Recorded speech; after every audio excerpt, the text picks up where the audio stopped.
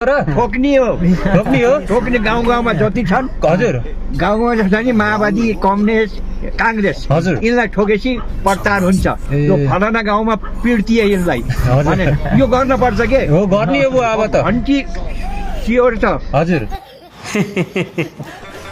बालाई चाहिँ मैले सोधै आन्न माने है तपाईँहरूले पनि जहाँ भेट्नुहुन्छ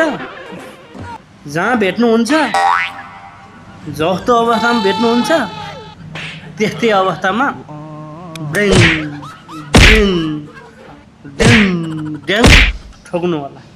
माओवादीलाई भेट्नुभयो माओवादीलाई ठोक्नुहोस्, काङ्ग्रेसलाई भेट्नुभयो काङ्ग्रेसलाई ठोक्नुहोस्, एमालेलाई भेट्नुभयो एमालेलाई ठोक्नुहोस्।